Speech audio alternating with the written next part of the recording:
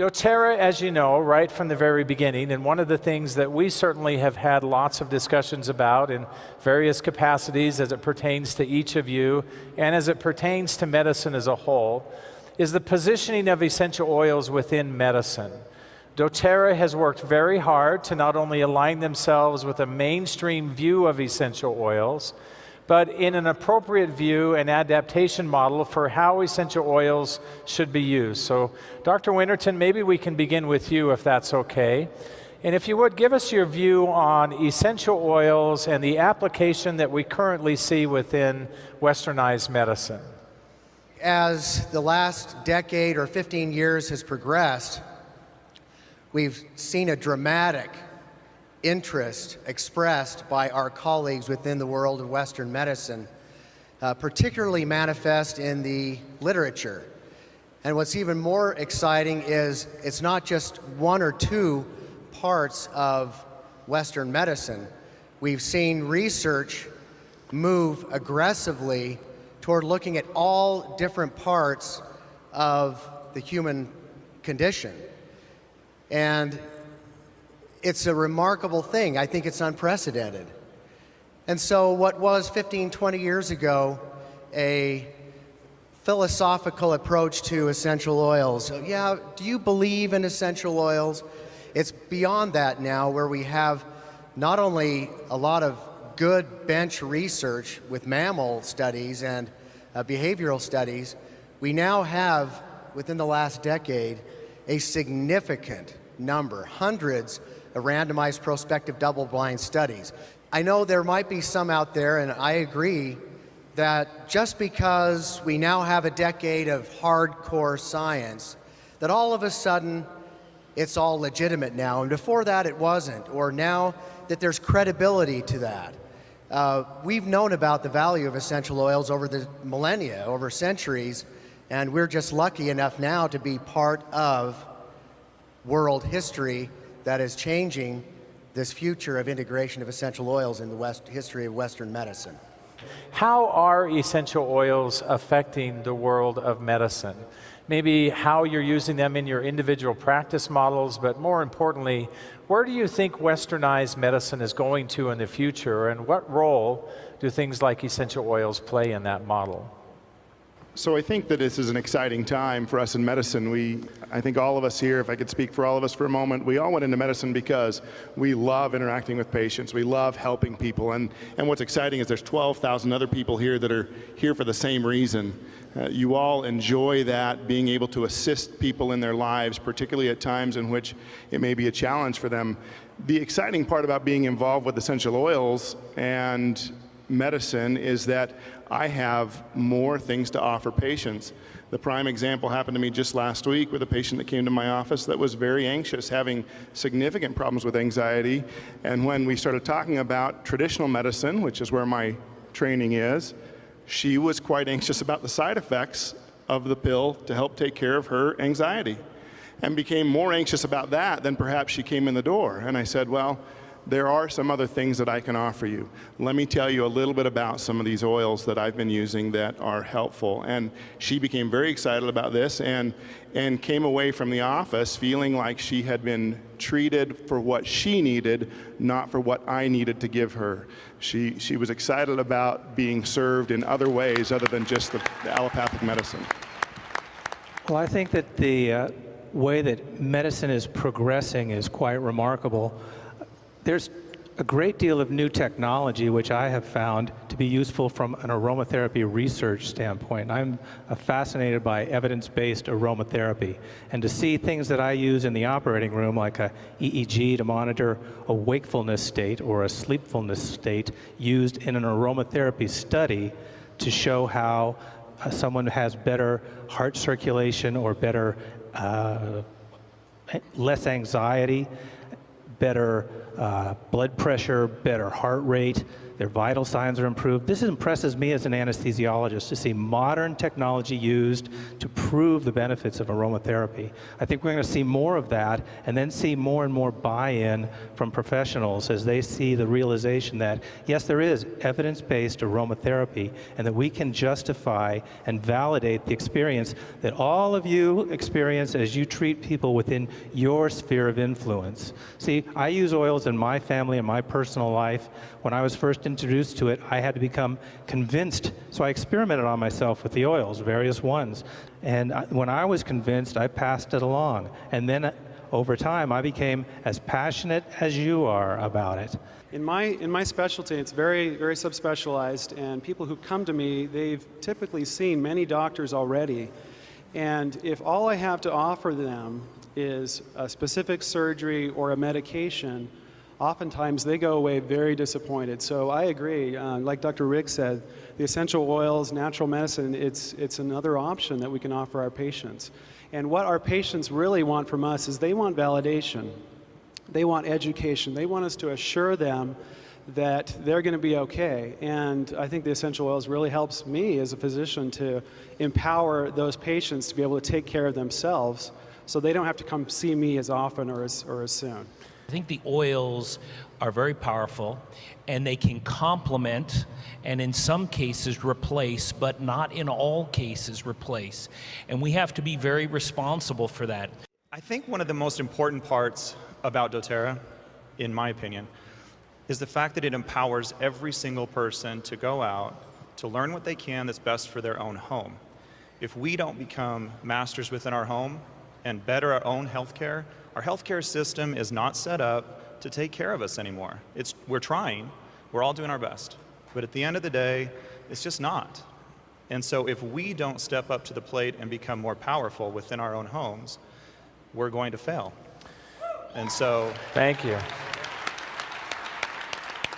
You're not unlike any of us in that we're using the essential oils because we find value and we find opportunities to do things differently for ourselves. In your own home, where do you draw that line? Where is that boundary?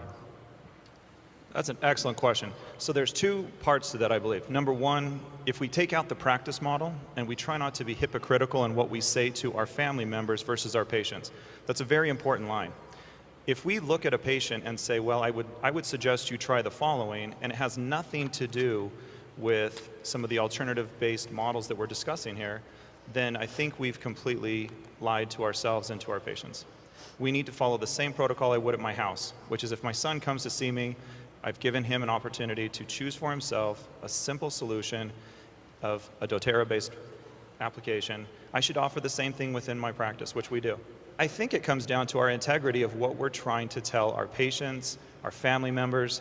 There shouldn't be much of a disparity. So how would you work with a patient then? And I think we probably all have this question. I know I received this question a great deal, that Dr. Hill, I'm doing these kinds of things, and I went to see my doctor, and my doctor told me that this isn't what I should do, that I shouldn't be using On Guard. I should do instead some other things that he has recommended.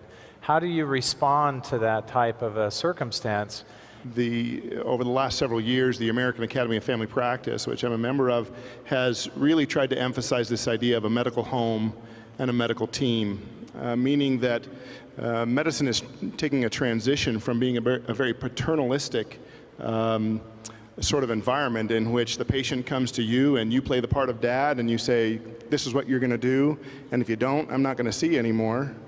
To now taking the part of, I am part of the team, and the patient is the head of the team, and I have nurses, and I have physical therapists, and I have other people that help me build that team to care for this particular patient.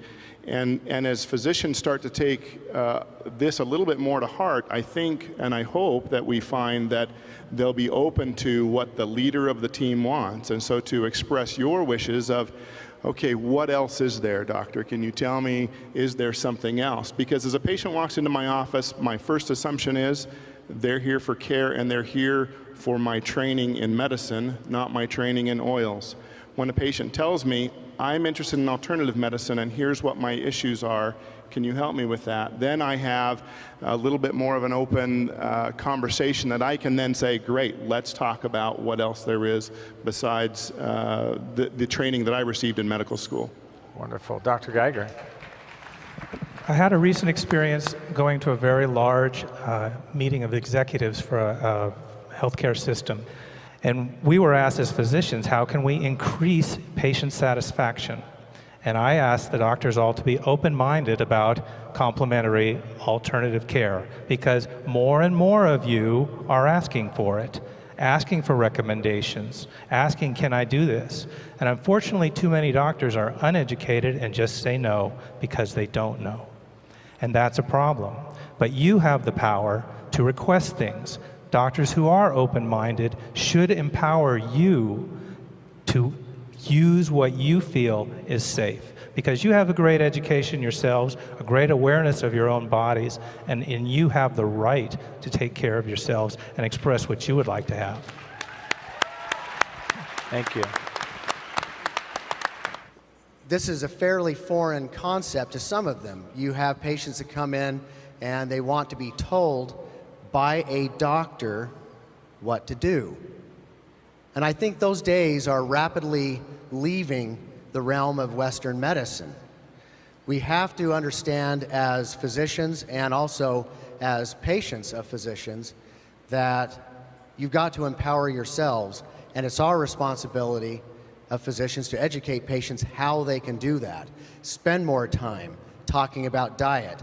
As time has gone by, it's been a wonderful thing to see people come in 3 months after you've seen them as a specialist and say, look what I've accomplished with my life. I'm getting better sleep because of those essential oils that you provided. I'm feeling less nausea, less motion sickness. Those are the things we like to hear as physicians. Thank you, Paul.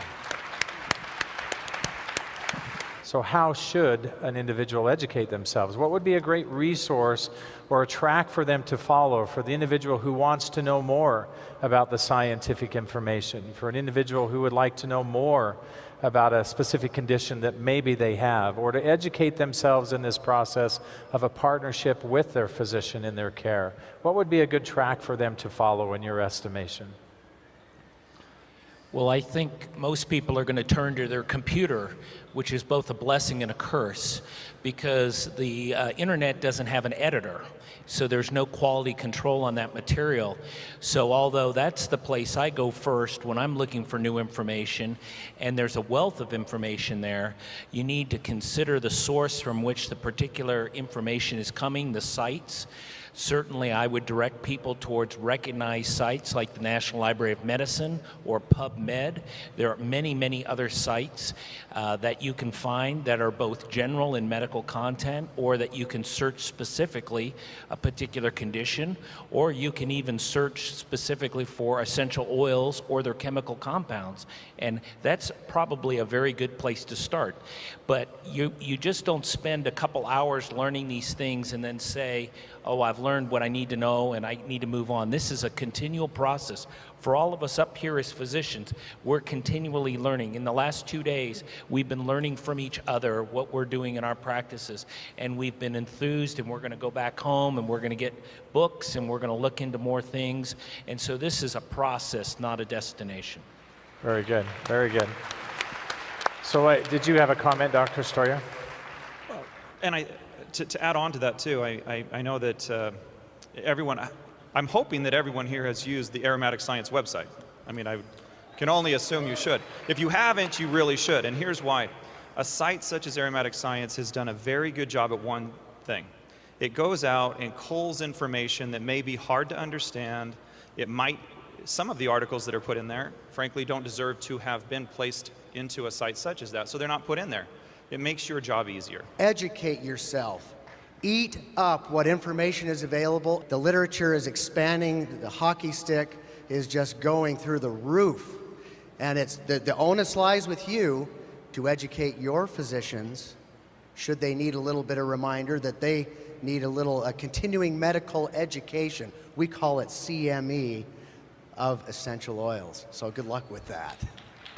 Thank you, Dr. Winterton. That's a perfect way to end. In closing, can we please give them a round of applause and tell them how much we appreciate their efforts? I would also like to suggest that they are not alone. We have several physicians who are here in the audience, and we would like to recognize them and their efforts as well. Thank you for allowing us to be with you.